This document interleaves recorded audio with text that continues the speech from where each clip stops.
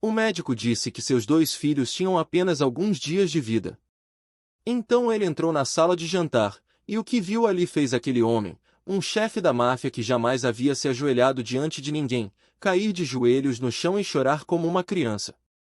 Lawson Mercer não derramava uma única lágrima havia 2 anos. Não chorou quando perdeu um irmão numa guerra entre gangues. Não chorou quando o FBI arrombou as portas de sua mansão às 3 da manhã. Não chorou quando precisou lidar com um traidor com as próprias mãos. Um homem que já havia comido à sua mesa e dormido sob seu teto. E mesmo no dia em que enterrou sua esposa, Genevieve, a única mulher neste mundo que já o havia feito querer ser uma pessoa melhor, mesmo naquele dia, Lawson ficou de pé ao lado do túmulo dela, com um rosto frio como pedra, enquanto por dentro tudo morria junto com ela. Mas no dia em que o Dr. Franklin Yates o olhou diretamente nos olhos e disse, Johnny Bleach tem cerca de 2 semanas, algo dentro de Lawson Mercer se partiu. A última coisa. A única coisa que uma vida mergulhada em sangue e tiros não havia conseguido alcançar. Johnny Bleach. Gêmeos. 5 anos de idade. Morrendo aos poucos. A leucemia havia levado tudo. O cabelo, a energia, as risadas, a infância. E agora vinha levar a última coisa que restava. As suas vidas. Lawson ficava parado na ala médica instalada no coração de sua mansão em Chicago, não um hospital, porque os filhos de um chefe da máfia não podiam ficar numa enfermaria pública. Inimigos demais. Ameaças demais. E ele fitava 2 corpinhos deitados em 2 camas de hospital brancas impecáveis. Tubos de soro espetados nos bracinhos finos. Os monitores apitando em bips constantes. A respiração tão fraca que era preciso olhar com atenção para ter certeza de que ainda estavam vivos. John estava deitado de lado, e mesmo dormindo, sua mãozinha estava estendida em direção à cama ao lado, segurando a mão da irmã. 5 anos. Morrendo. E o primeiro instinto dele ainda era proteger Bleach. Então Bleach abriu os olhos. Olhos grandes, olhos límpidos, se erguendo em direção ao pai. E a pergunta que ela fez rasgou o peito de Lawson com mais força do que qualquer bala que ele já havia levado. Papai, eu vou poder ver a mamãe. Lawson engasgou. Caiu de joelhos ao lado da cama dela, as 2 mãos envolvendo aquela mãozinha que ficava cada hora mais fria. Ainda não, meu amor. Eu prometo que vou te proteger. Mas no momento em que disse aquilo, ele sabia a verdade. Ele era Lawson Mercer. O homem que fazia a cidade de Chicago inteira tremer. Podia mandar eliminar qualquer pessoa com um único telefonema. Controlava as ruas, os portos, até os homens que deveriam fazer cumprir a lei. Mas não podia ordenar que uma doença parasse. Não podia atirar na leucemia com uma arma. Não podia ameaçar a morte com poder. Tinha gastado milhões de dólares. Contratado os melhores médicos de 3 continentes. Tentado cada método, cada remédio, cada ensaio clínico possível. Nada funcionou. O celular vibrou no bolso. Prescott, seu guarda-costas, seu braço direito, a única pessoa em quem ainda confiava, enviou uma mensagem curta. Crosby vai estar sondando o perímetro. Ele sabe que você está fraquejando. Lawson olhou para a tela. Em qualquer dia normal, aquela mensagem teria feito seu sangue ferver. Crosby vai, o homem que esperara uma década inteira para derrubá-lo. Mas naquele dia, Lawson desligou o celular. Colocou-o de volta no bolso. Não se importava. O império podia cair. Os inimigos podiam vir. Ele não tinha forças para se importar com nada além dos 2 filhos que definhavam na sua frente. Na manhã seguinte, a casa inteira parecia uma funerária. Ninguém falava. O cozinheiro parou de preparar comida para as crianças, para quem cozinhar quando elas não conseguiam mais engolir. Os funcionários cochichavam pelos cantos. Guardas armados ficavam imóveis em cada corredor como estátuas. Todo mundo esperava. Esperando por um fim que ninguém ousava dizer em voz alta. E então ela entrou. Waverly Dunn. 27 anos. Sem diploma de medicina. Sem certificação. Sem dinheiro. sem ninguém por trás dela. Apenas uma mochila velha gasta nas alças, um envelope amassado com documentos, e um olhar.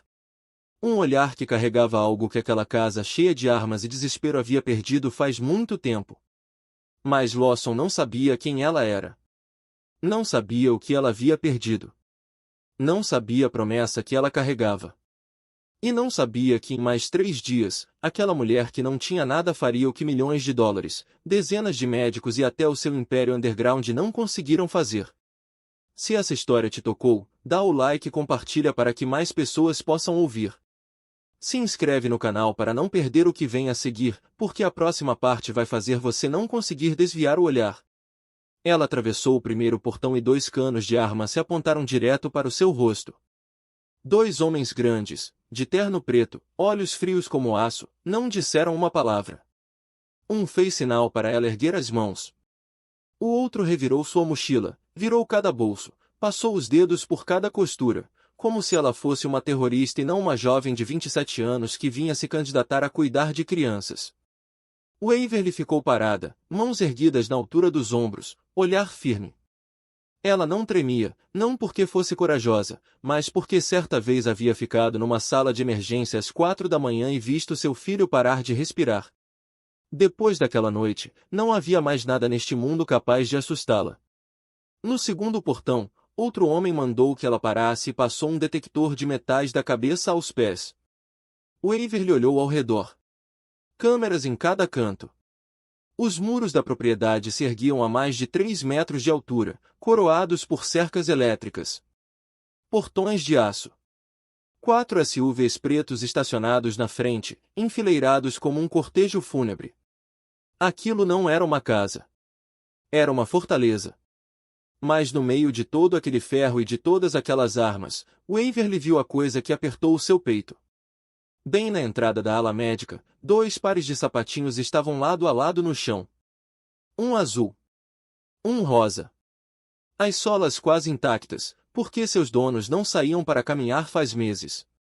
Ao lado deles, um ursinho de pelúcia estava virado de cara para baixo na pedra fria do chão, como se alguém o tivesse deixado cair no caminho para o quarto dos doentes e não tivesse mais força para voltar e pegá-lo. A prova de 2 crianças desaparecendo desta casa. Dia após dia. Waverly se abaixou, pegou o ursinho, sacudiu a poeira. Uma mulher mais velha apareceu no fundo do corredor. Cabelo prateado preso alto, postura ereta, olhos afiados como lâmina. Odette Marsh, a governanta-chefe, olhou Waverly dos pés à cabeça, das sapatilhas desbotadas até os ombros gastos do casaco, e então pousou o olhar no ursinho entre as mãos dela. A senhora veio se candidatar a cuidadora? Perguntou Odette, a voz despida de emoção. Enfermeiras licenciadas não aguentam nem 2 dias aqui. A última foi embora depois de uma noite. Esta casa está esperando para morrer, moça. Ninguém vai salvar ninguém. Waverly pressionou o ursinho contra o peito e encarou a governanta. Então talvez ela precise de alguém que não fique esperando. Odette não respondeu. Estudou Waverly por mais alguns segundos, depois virou e caminhou rapidamente pelo corredor escuro. Waverly a seguiu. Passou por uma sala de estar grande como um saguão de hotel, com todas as cortinas fechadas, a luz cortada como se a própria casa estivesse de luto. Passou pela sala de jantar, com a porta trancada e a fechadura coberta de poeira, como se ninguém entrasse ali há muito tempo. Caminhou por um longo corredor onde guardas ficavam a cada 10 passos, cada um com uma arma no quadril, os olhos a rastreando como se ela fosse uma ameaça. No fim do corredor, um homem alto, de ombros largos e rosto duro, falava ao telefone. Prescorreio. Ele lançou um olhar para Waverly, encerrou a ligação e foi até ela. Nome: Waverly Dunn. Credenciais: incompletas. Prescott abriu o arquivo que ela havia trazido, leu rápido. Os olhos percorreram linha por linha e pararam, a sobrancelha franzida. Waverly sabia o que ele estava vendo. Em branco. Limpo. Sem diploma concluído, sem patrimônio, sem família localizável, sem histórico de trabalho estável, sem vínculo com nenhuma organização.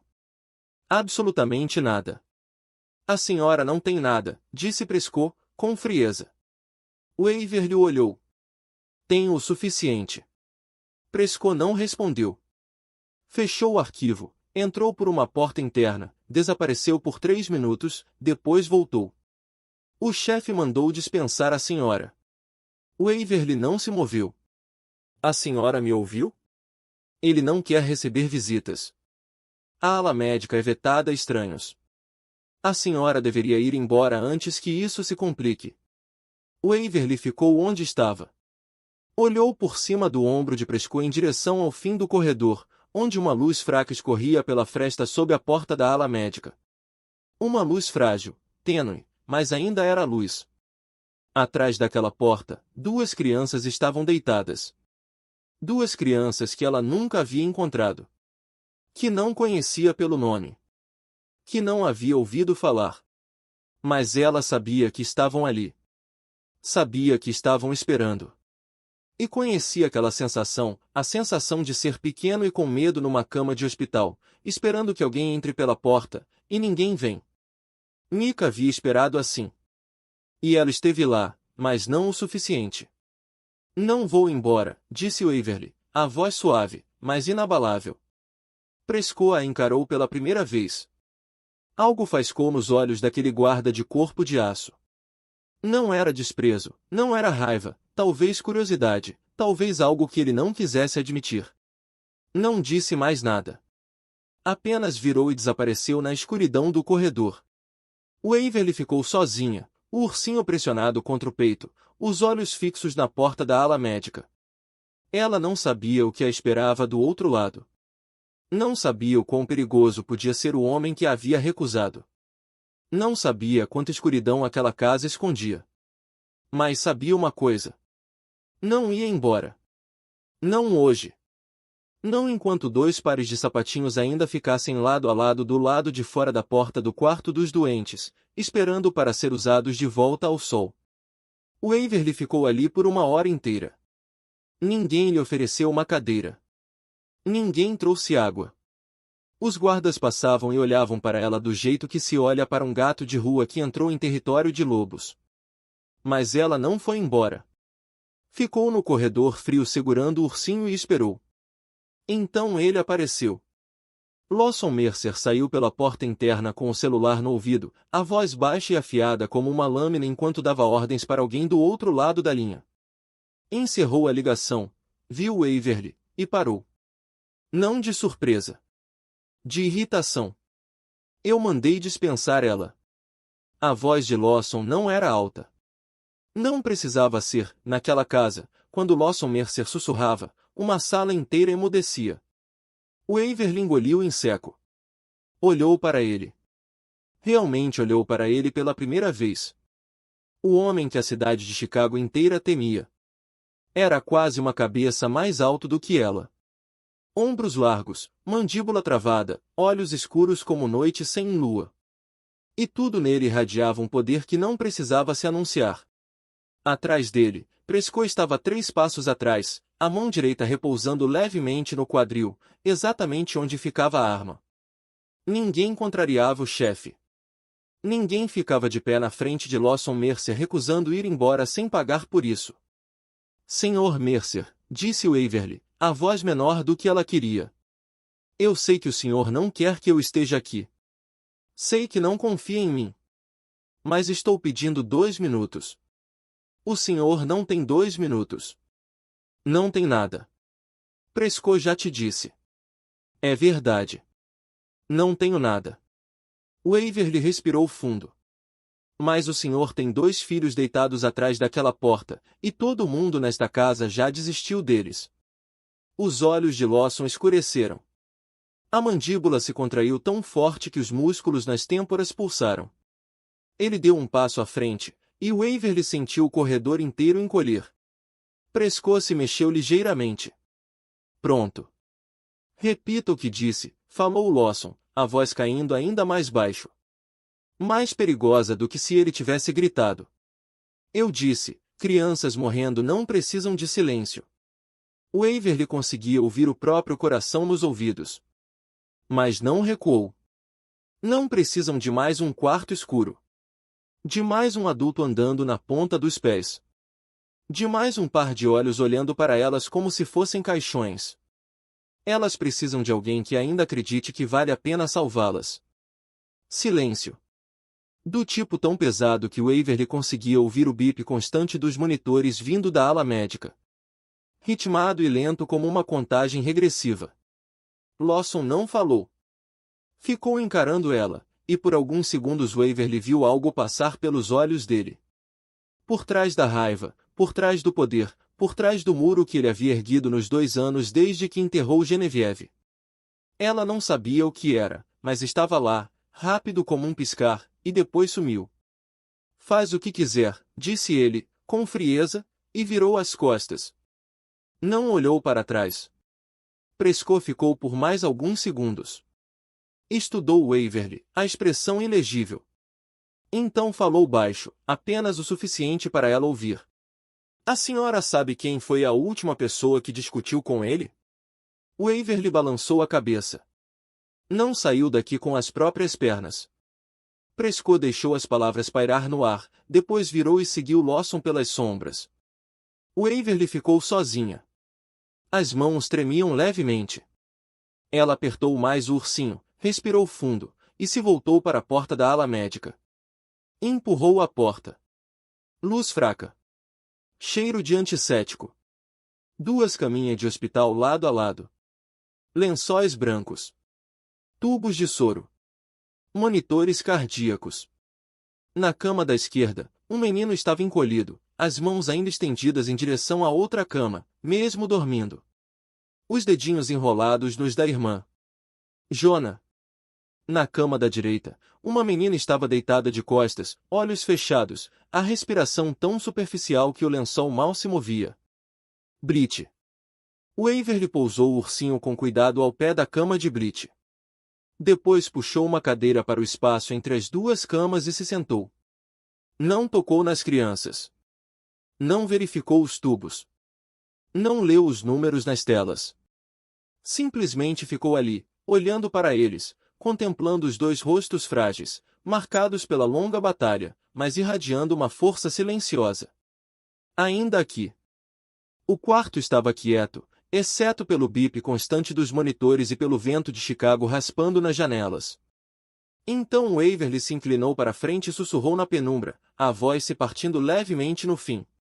Não consegui te salvar, Micah. Mas vou salvar eles. Uma lágrima caiu no lençol branco, formando uma mancha pequena. Ela enxugou os olhos com o dorso da mão, se endireitou e respirou fundo. Do outro lado da porta, uma casa cheia de armas e sombras esperava que ela fracassasse. Mas Waverly Dunn já havia fracassado uma vez. E havia jurado que não deixaria acontecer de novo. Na manhã seguinte, Lawson acordou com um som que não reconheceu.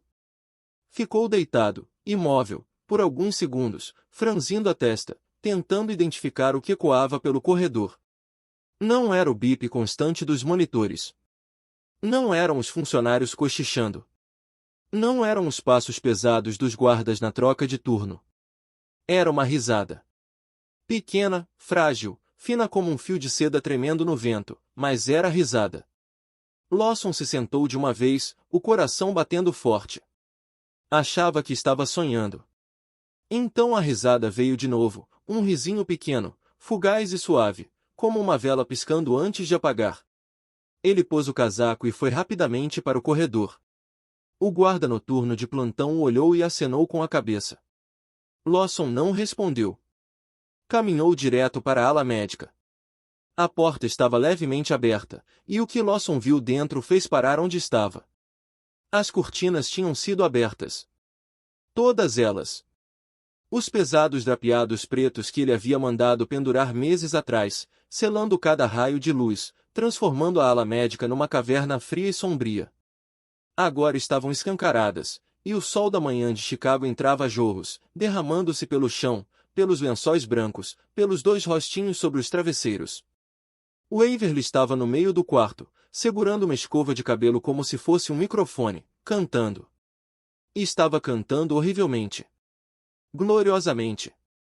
Deliberadamente desafinada, errando as notas de propósito, arrastando o ritmo, deixando a voz rachar em lugares onde nenhuma voz deveria rachar.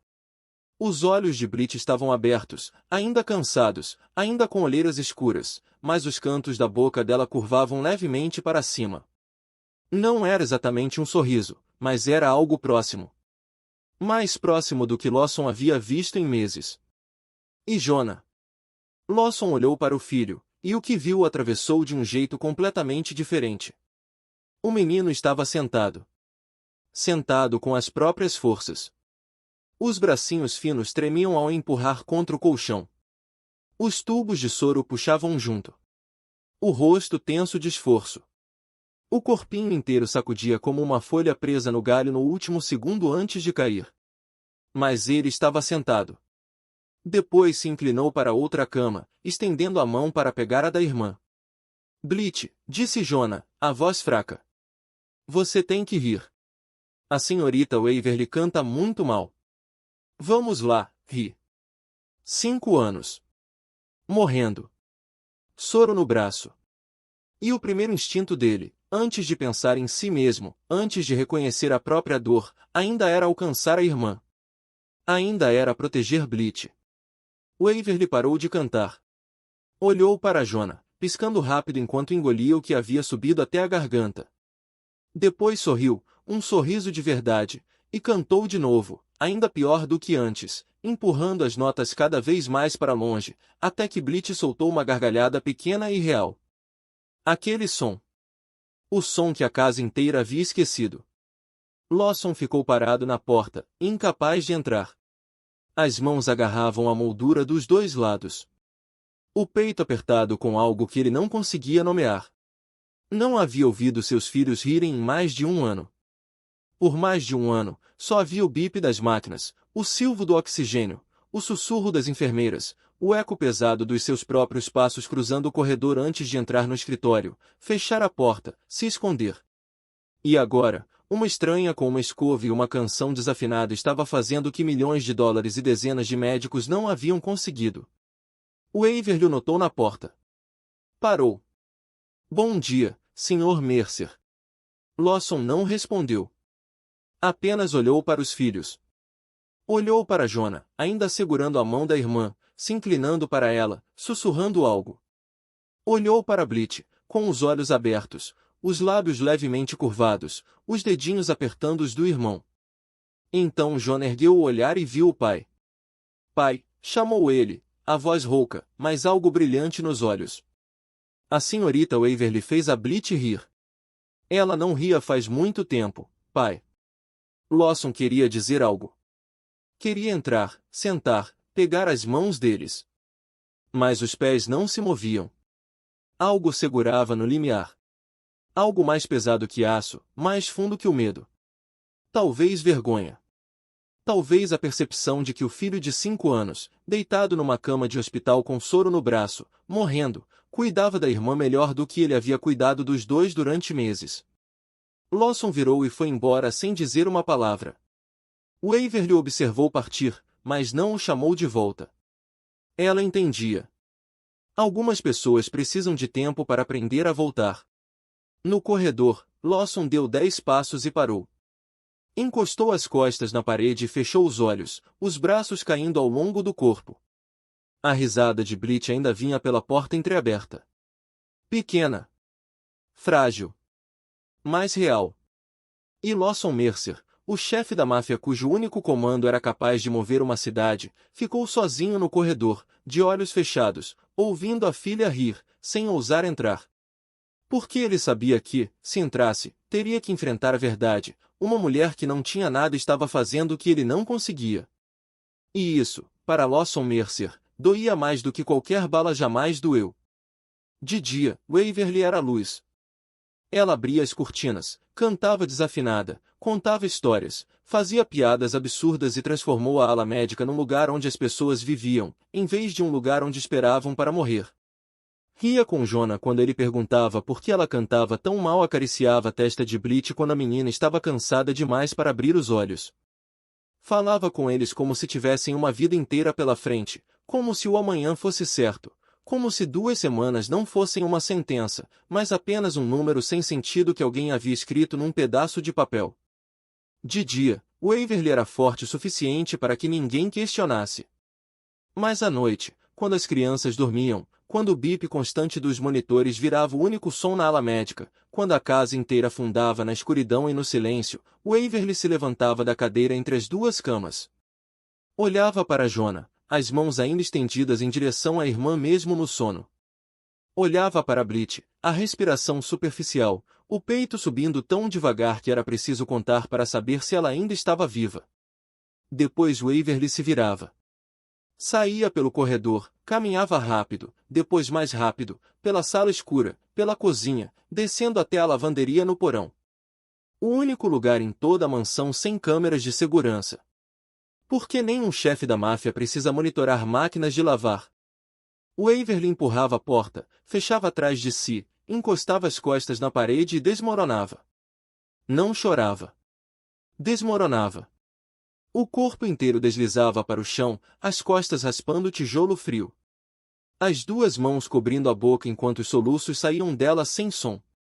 Os ombros sacudindo, o peito se contraindo, as lágrimas escorrendo pelos dedos e caindo no joelho. Chorava como quem havia segurado tudo aquilo o dia inteiro, por muitos dias, por muitos anos. E agora, naquele quarto escuro que cheirava a detergente amaciante, finalmente se deixava desabar. Cada toque, cada história na hora de dormir trazia de volta o fantasma de uma memória que ela tentará enterrar. A dor era uma sombra que nunca a deixava, um luto secreto que fazia cada sorriso dado aos gêmeos ser ao mesmo tempo um presente e um sacrifício. Ela via um par de olhos familiares nos deles. O reflexo da criança que havia segurado até o último suspiro, 3 anos atrás. Lembrava da confiança absoluta naqueles olhos. A certeza de que sempre haveria um amanhã, de que a história continuaria, de que ela estaria sempre ali. Mas não havia amanhã para quem ela havia perdido. Ela se lembrava de uma mãozinha esfriando na sua, de uma história que ficou inacabada, de uma ferida que nunca havia cicatrizado de verdade. Waverly ficou segurando aquela mão por 6 horas depois, até que uma enfermeira gentilmente afastou seus dedos. O marido tinha ido embora 3 meses antes. Disse que não conseguia aguentar. Disse que precisava de espaço. Disse que sentia muito, e desapareceu, deixando-a sozinha num apartamento vazio, com pilhas de contas do hospital e a fotografia do filho na mesinha de cabeceira. Waverly abriu a carteira. Dentro, pressionada entre as camadas gastas do couro velho, havia uma fotografia pequena, do tamanho de metade da palma da mão. Micah. Sorrindo. Com um dente da frente faltando. Cachos claros. Olhos semicerrados ao sol. A foto tinha sido tirada 2 semanas antes da última internação. Ela ficou olhando para ela, o dedo tremendo traçando o rosto do filho. Meu bebê, sussurrou, a voz se estilhaçando. Estou tentando. Mas cada vez que olho para eles, vejo você. E dói tanto. Waverly olhou para a porta da lavanderia. A mochila ainda estava lá em cima, ainda não totalmente desfeita. Ela podia se levantar agora, voltar, pegar a bolsa, atravessar os portões e nunca mais voltar. Ir embora antes que fosse tarde demais. Antes que o coração se enrolasse naquelas 2 crianças tão forte que não pudesse mais ser arrancado de lá. Antes que ela tivesse que ficar de pé ao lado de mais uma cama de hospital e ver mais uma criança partir. Ela quase se levantou. As pernas se contraíram, prontas para empurrá-la. Então, lá de cima, atravessando o assoalho e as paredes, fraca mas clara, veio a voz de Jonah. Blit, não fique com medo. A senhorita Waverly vai voltar. Waverly congelou. O menino estava falando com a irmã no meio da noite. 5 anos. Morrendo. Acordando porque a irmã estava com medo. E a primeira coisa que disse não foi chamar o pai nem chamar uma enfermeira, foi pronunciar o nome dela. Pronunciar como se ela fosse a única coisa que os mantinha longe do medo. Uma nova onda de lágrimas veio. Mas desta vez, eram diferentes. Ela devolveu a fotografia de Micah à carteira, fechou-a e a colocou no bolso do casaco, perto do coração. Enxugou os olhos com o dorso da mão, respirou fundo, e se levantou. Abriu a porta da lavanderia e entrou no corredor escuro. Subiu as escadas, passou pela cozinha, pela sala, em direção à ala médica. Ela não sabia que no canto sombrio do corredor superior, onde a escuridão era mais densa, Prescorreio estava de pé. Ele estava ali desde que ela havia saído do quarto das crianças. Havia visto ela descer. Havia ouvido a porta da lavanderia fechar. Havia esperado. E agora observava ela subir de volta, olhos vermelhos, rosto ainda úmido, mas os passos mais firmes do que quando havia descido. Prescott não disse nada. Mas pela primeira vez desde que Waverly entrou naquela casa, os olhos dele não estavam frios. Nos 2 dias seguintes, Waverly não seguiu uma única regra da casa. Abriu as janelas da ala médica mesmo quando as enfermeiras protestaram. Trouxe flores frescas para o quarto asséptico apesar de os regulamentos proibirem. Colocava a música suave do celular velho, apoiado dentro de um copo de papel para amplificar o som. Ficava horas sentada ao lado das camas das crianças, não verificando prontuários, não medindo pressão, não administrando medicação. Simplesmente estava ali, conversando, contando contos de fadas que inventava na hora. Histórias sobre 2 irmãos gêmeos com poderes mágicos que atravessavam florestas, enfrentavam monstros, sempre de mãos dadas. John ouvia de boca aberta. Blitz mantinha os olhos abertos por mais tempo. Os 2 comiam mais, ainda que fossem apenas algumas colheradas de mingau. Mas aquelas poucas colheradas eram mais do que a semana inteira anterior somada. Falavam mais. Se moviam mais. Jonah começou a fazer perguntas sobre tudo: por que o céu era azul, por que o Waverly não usava aliança. Blitz era mais quieta, mas às vezes estendia a mão, enrolava os dedinhos nos de Waverly e segurava com força, como se tivesse medo que ela sumisse e se soltasse. O Dr. Franklin Yates veio fazer o exame agendado na tarde do 4º dia. Examinou Jonah primeiro, depois Blitz. Ouviu os corações, mediu a temperatura, leu os resultados do exame de sangue que acabará de chegar do laboratório. Leu de novo. Depois uma terceira vez. Depois ficou parado, olhando para o laudo, franzindo a testa. Lawson estava na porta, os braços cruzados sobre o peito. Então, o Dr. Yates ergueu o olhar. O rosto dele não era de alívio. Não era de angústia. Era de confusão. A contagem de glóbulos brancos está se estabilizando. A testa de Lawson se fechou. Estabilizando significa o quê? Significa que não estão piorando.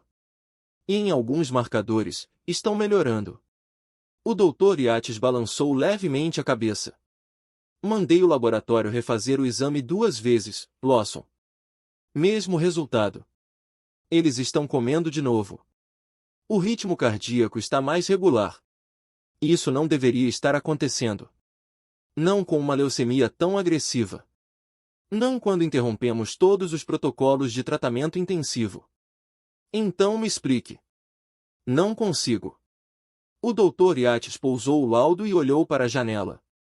Waverly estava de pé perto do parapeito, arrumando algumas margaridas brancas num vidro pequeno, colocando cada haste com cuidado, como se estivesse arrumando pedaços de esperança dentro do quarto.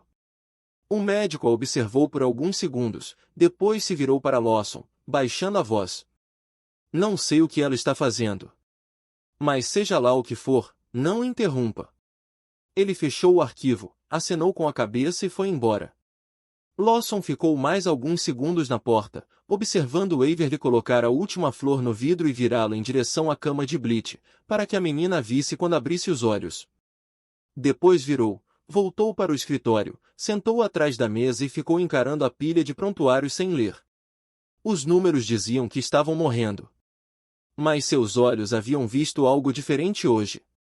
Naquela noite, Lawson não conseguiu dormir. Perambulou pelos corredores sem propósito, pela sala escura, pela cozinha, pelo escritório, e depois de volta. Os guardas noturnos o viam passar, mas não faziam perguntas. Ninguém naquela casa jamais perguntava nada ao chefe. Os passos o levaram até a porta das crianças sem que ele percebesse. A porta estava levemente aberta. Dentro, um abajur amarelo brilhava com suavidade. As crianças dormiam em paz, a respiração tranquila, os rostos mais serenos do que em semanas. Waverly estava sentada na cadeira entre as duas camas, as pernas dobradas sob o corpo, tricotando algo pequeno com lã azul claro. Os dedos se moviam com regularidade, sem pressa. Os olhos alternavam entre a lã e as crianças, contando cada respiração. A senhora ainda está aqui, disse Lawson em voz baixa, da soleira. É meia-noite. Waverly não ergueu o olhar. Eles dormem melhor quando alguém está por perto. Uma enfermeira pode fazer isso. Uma enfermeira verifica os números. Eu simplesmente fico. É diferente. Lawson ficou quieto. Depois entrou. A primeira vez em semanas que entrou voluntariamente naquele quarto. Olhou para os filhos dormindo. Olhou para Jonah, as mãos ainda estendidas em direção à cama de Blit mesmo nos sonhos. Olhou para Blit, o peito subindo devagar. O ursinho que Waverly havia colocado ao pé da cama no primeiro dia estava agora nos braços dela. O médico disse que os números estão melhores, disse Lawson, a voz não inteiramente convicta. A senhora acha mesmo que eles vão sobreviver? Waverly pousou a lã e ergueu o olhar. Acho que estão lutando. E enquanto estiverem lutando, eu não desisto. Lawson a olhou. Olhou de verdade. Não uma passagem rápida do olhar. Não do jeito que olhava para os funcionários. Olhou nos olhos dela, os olhos que havia recusado encontrar no primeiro dia, e viu algo ali que era ao mesmo tempo partido e bonito. Algo tão fundo que ele não conseguia compreender inteiramente. Quem é a senhora? Perguntou ele, a voz mais suave do que havia falado com qualquer pessoa naquela casa. Waverly sustentou o olhar. Apenas alguém que fez uma promessa. Lawson queria perguntar mais. Que promessa? Para quem? Por quê? Mas algo na voz dela, gentil e ao mesmo tempo inabalável, como se aquela promessa fosse a única coisa que a mantinha de pé, o fez parar. Não perguntou. Simplesmente assentiu uma vez e foi em direção à saída. Na porta, parou. Obrigado, disse ele, tão baixo que quase se perdeu no quarto. Depois foi embora. Mas depois de 3 passos, virou e olhou pela abertura estreita da porta. Waverly havia pousado o tricô. Estava se inclinando sobre a cama de Blit, os dedos roçando a testa da menina com lentidão e ternura, do jeito que só uma mãe faria. O rosto dela na luz amarela suave havia se amolecido também. Cada ângulo tenso do dia tinha se dissolvido, deixando apenas a mais pura delicadeza. Lawson ficou ali olhando mais tempo do que deveria. O coração batia mais rápido do que o habitual. Ele não entendia por quê. Virou, caminhou rapidamente de volta para o quarto, fechou a porta e se sentou na beira da cama no escuro. As mãos cerradas. O coração não seguia o ritmo de sempre. Não sabia como chamar o que estava sentindo. Só sabia que era novo. E que o assustava mais do que Crosby Vine jamais havia conseguido. Na manhã seguinte, Waverly entrou diretamente na cozinha onde Odette estava arrumando as bandejas de medicação das crianças. Colocou uma folha de papel sobre a mesa, uma lista escrita à mão em tinta azul, as letras inclinadas e apressadas. Balões. Fitas. Farinha. Açúcar. Manteiga. Corante alimentar. Ovos. Creme de leite. Odette olhou para o papel, depois para Waverly. O que é isso? Uma lista de compras. Jonah e Blit fazem aniversário em 8 dias. Vamos fazer uma festa. Odette não respondeu de imediato. Pousou a bandeja de medicação devagar, depois estudou Waverly com olhos que 60 anos de vida haviam treinado para ler pessoas. Senhorita Dunn, disse ela pacientemente, como se explicasse algo para uma criança que não compreendia. As crianças podem não sobreviver para ver o aniversário. Então vamos garantir que cheguem lá. Odette sustentou o olhar por mais alguns segundos. Depois balançou levemente a cabeça e voltou para os remédios sem dizer mais nada. Mas não disse não. Waverly pegou o papel e estava saindo quando passos pesados pararam na porta da cozinha. Lawson estava ali. Havia ouvido tudo. O que a senhora acabou de dizer? A voz não era alta. Era fria. A frieza familiar que Waverly havia começado a reconhecer, o tipo que Lawson usava quando continha algo volátil debaixo da superfície. Disse que vamos fazer uma festa de aniversário para Jonah e Bleach. Festa de aniversário? Lawson entrou na cozinha. Cada passo como uma contagem regressiva. Para duas crianças que o médico diz que podem não sobreviver à semana. A senhora acha que isso é bondade? Dar a elas algo para esperar, e depois arrancar? Isso não é bondade, senhorita Dan. É crueldade. Waverly apertou mais o papel na mão. Encarou os olhos dele, e desta vez não engoliu em seco, não buscou coragem. Falou com calma, com firmeza. Não, Sr. Mercer. Crueldade é tratar essas crianças como se já tivessem ido. Crueldade é fechar as cortinas, apagar as luzes e transformar cada dia que ainda estão vivos num dia de espera pela morte. Crueldade é 2 filhos de 5 anos deitados num quarto escuro por meses, e ninguém perguntar o que eles querem ganhar de aniversário. Lawson se aproximou. Perto o suficiente para que ela sentisse o perigo irradiando dele. Não exatamente perigo físico, mas algo mais fundo. Algo nascido de um homem que sempre controlara tudo e agora estava diante da única coisa que não conseguia controlar. A senhora não entende como é ver alguém que ama partir aos poucos e não poder fazer nada, disse ele, a voz tremendo levemente no fim. A única rachadura no muro de ferro. Waverly o olhou. Por uma fração de segundo, quase disse a verdade. Quase disse que entendia melhor do que qualquer pessoa naquela casa. Que havia vivido aquilo, havia segurado o filho às 4 da manhã e sentido o calor ir embora do corpinho dele pouco a pouco. Mas não disse. Ainda não. O senhor tem razão, respondeu ela, a voz instável. Não entendo. A mentira pairou entre eles. Os olhos de Lawson se estreitaram, como se ele sentisse que havia algo que ela não estava dizendo. Mas antes que pudesse ir além, a porta da cozinha se abriu com força. Prescott. A expressão dele não era neutra desta vez. Era tensa, urgente. Os olhos vasculharam o ambiente antes de pousarem em Lawson. Chefe. Uma única palavra. Mas o jeito que Prescott disse mudou o ar instantaneamente. Crosby vai. 2 SUVs pretos acabaram de parar no lado leste, a 400 metros do portão principal.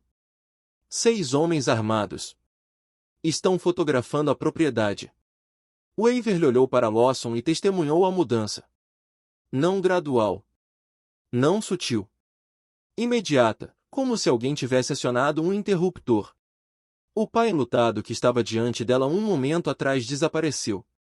Em seu lugar veio algo completamente diferente. Os olhos de Lawson escureceram, não de tristeza, mas de um frio sem fundo. Os ombros se endireitaram, o maxilar travou. O corpo inteiro emanou uma energia que Waverly só havia sentido uma vez antes, quando havia passado acidentalmente por um pitbull acorrentado, se retorcendo e rosnando.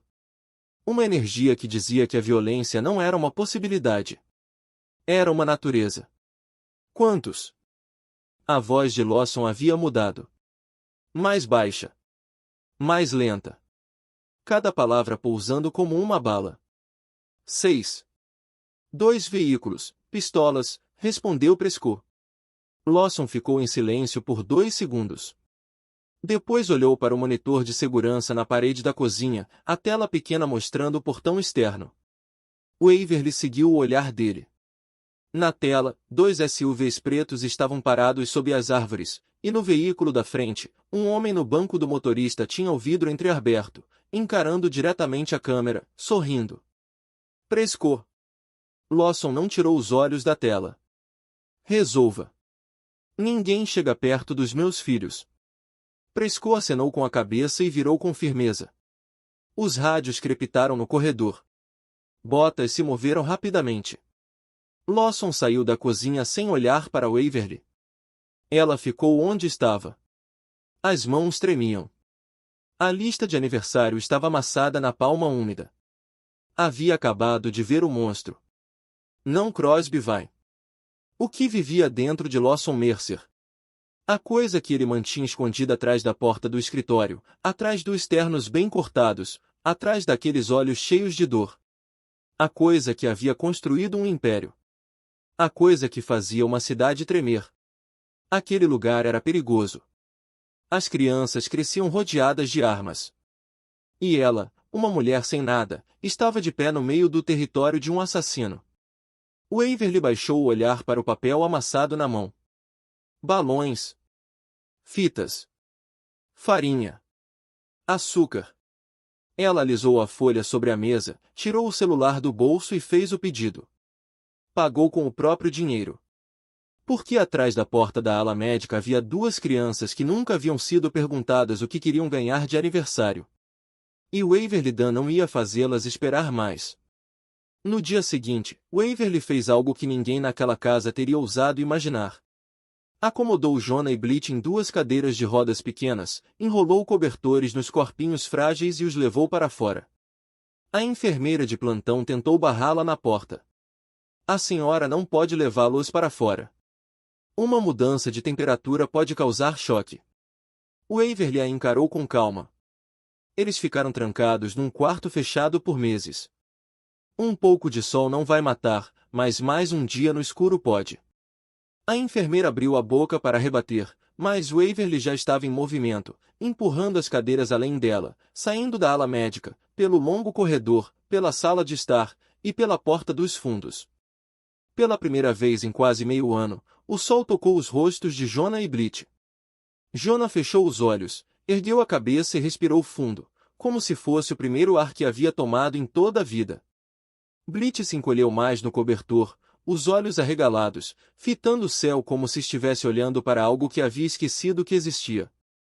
O jardim dos fundos da propriedade era amplo, com caminhos de pedra e canteiros dos dois lados, há muito abandonados, com ervas daninhas crescendo por entre as pedras. Mesmo assim, algumas margaridas e rosas trepadeiras ainda se agarravam às treliças. Waverly empurrou as cadeiras devagar pelo caminho. Quando as rodas bateram numa pedra irregular, Bleach deu uma sacudida leve, e imediatamente Jonah estendeu o braço da própria cadeira para firmar o ombro da irmã. — Você está bem? Perguntou ele, a voz baixa, mas atenta. Bleach acenou com a cabeça e apertou a mão dele.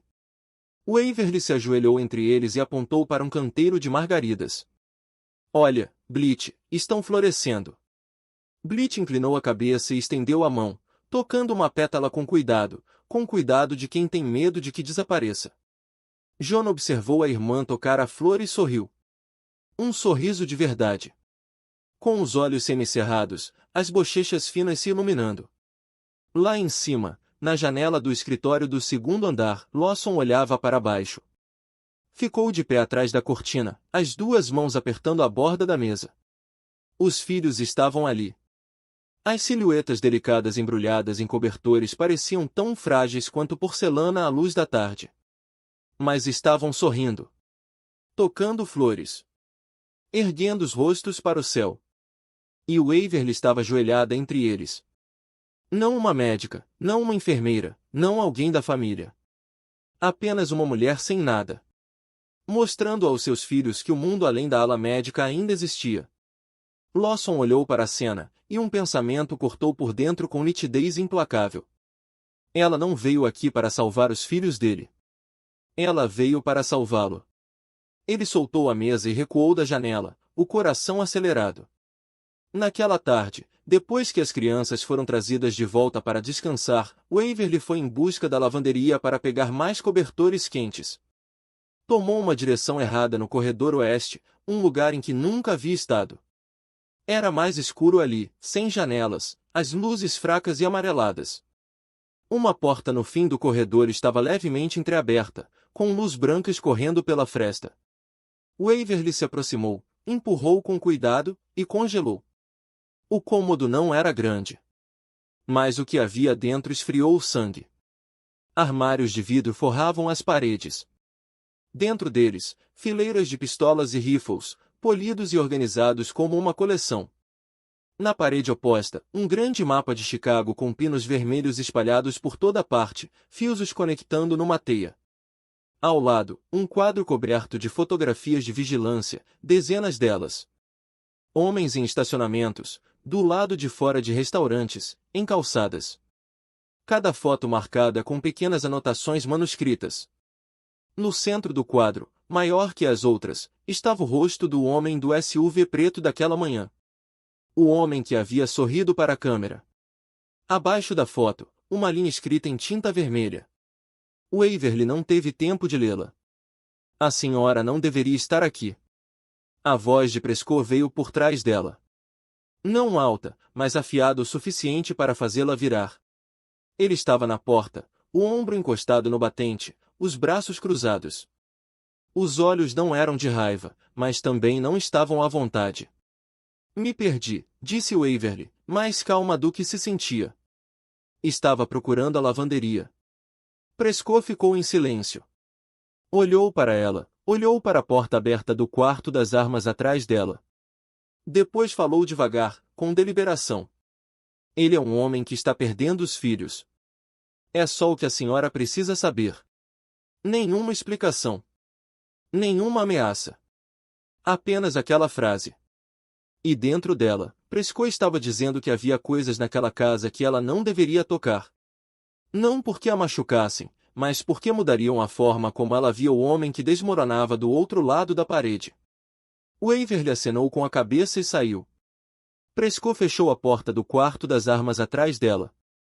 A fechadura clicou suavemente. Ela caminhou pelo corredor, o coração batendo forte, os pensamentos girando. Armas. Mapas. Fotos de vigilância. Uma rede.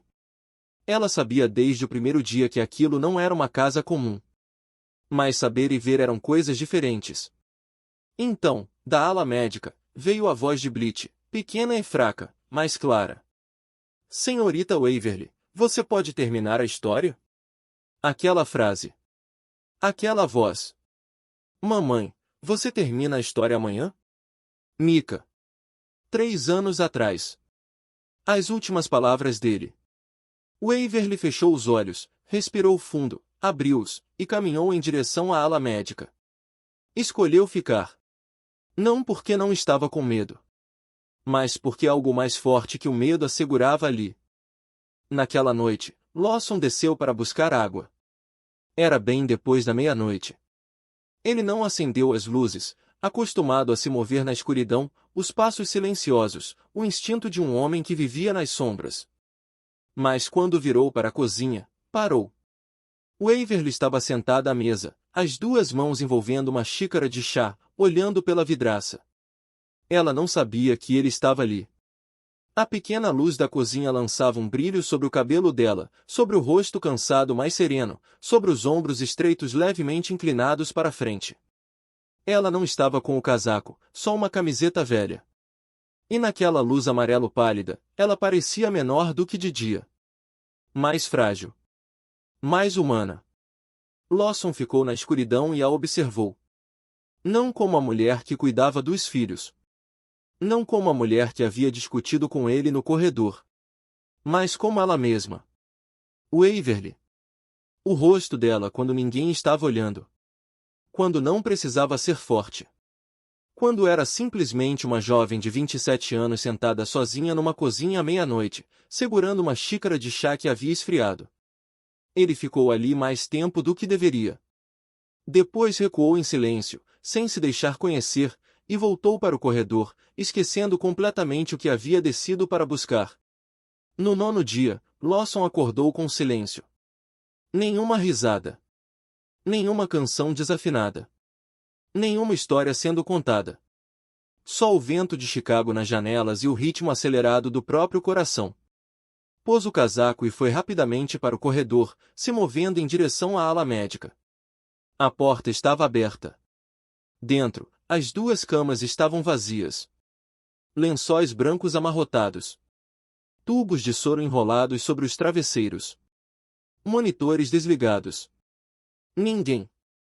Lawson ficou de pé no meio do quarto, encarando as camas vazias enquanto o medo inundava o peito como água gelada. Onde estão? Virou para o corredor, a voz mais alta do que pretendia. Onde estão os meus filhos? Odete apareceu no fundo, calma como sempre, as mãos entrelaçadas diante do corpo. Estão na sala de jantar, Sr. Mercer. Com a senhorita Dan. A sala de jantar. Lawson congelou. A sala de jantar estava trancada desde o dia em que Genevieve morreu. Por 2 anos, ele mesmo havia fechado a chave, guardado no compartimento da mesa e nunca mais tocado. Porque aquele cômodo era onde Genevieve fazia panquecas todo domingo de manhã. Onde ela ficava de pé ao lado do fogão, o cabelo preso, cantarolando baixinho enquanto Jonah e Blit estavam nas cadeiras altas com giz de cera, rabiscando papel enquanto esperavam ela pôr a mesa. Aquele cômodo guardava demais dela. O cheiro dela. A risada.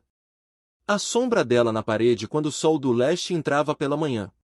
E Lawson havia trancado porque não suportava estar ali.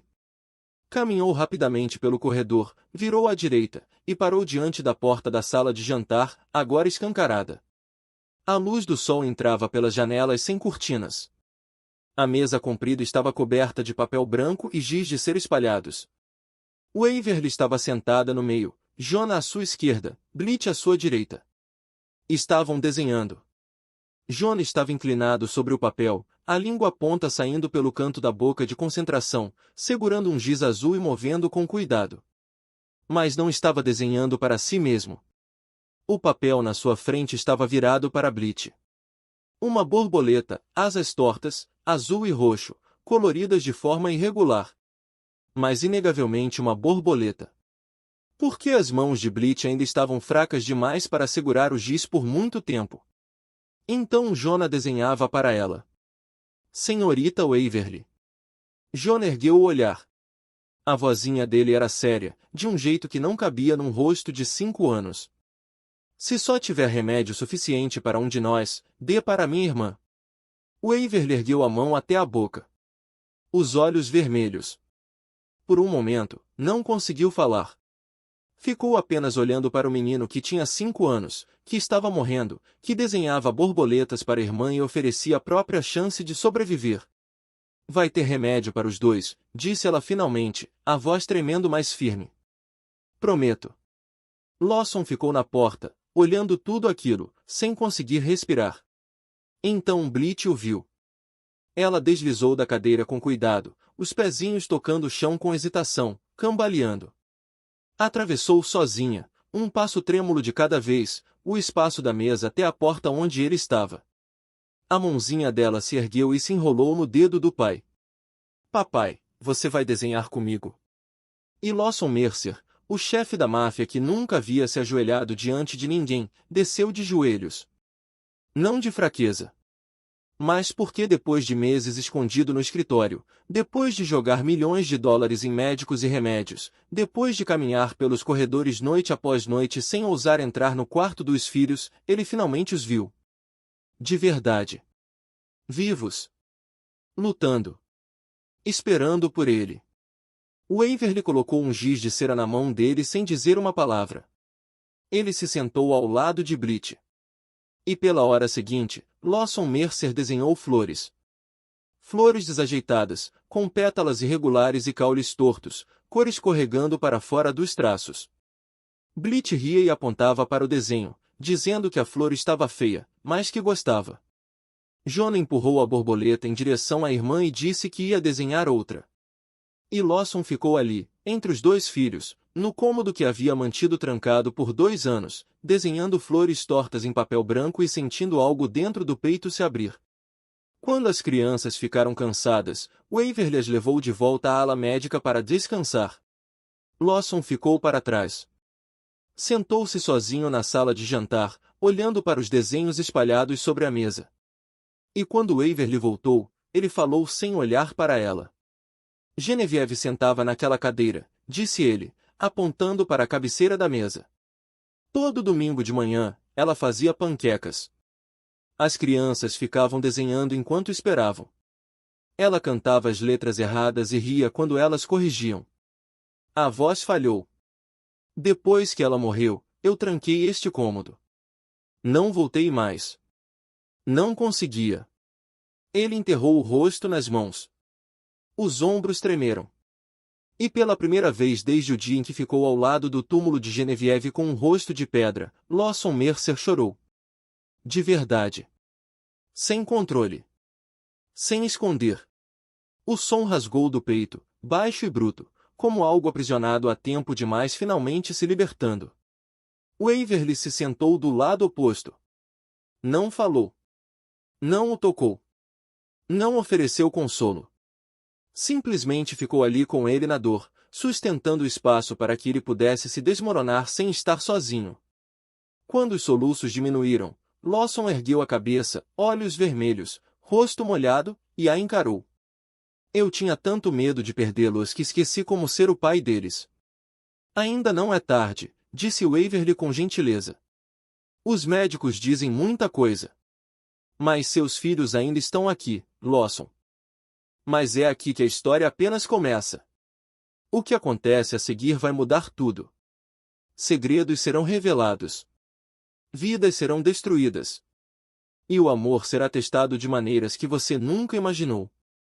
Se você quer ver a parte 2, aqui está tudo o que você precisa fazer. Dedo indicador apontando para a direita, curta este vídeo, isso nos mostra que você quer mais. Dedo indicador apontando para a direita, inscreva-se no canal e ative o sino, para que a parte 2 encontre você no momento em que for lançada.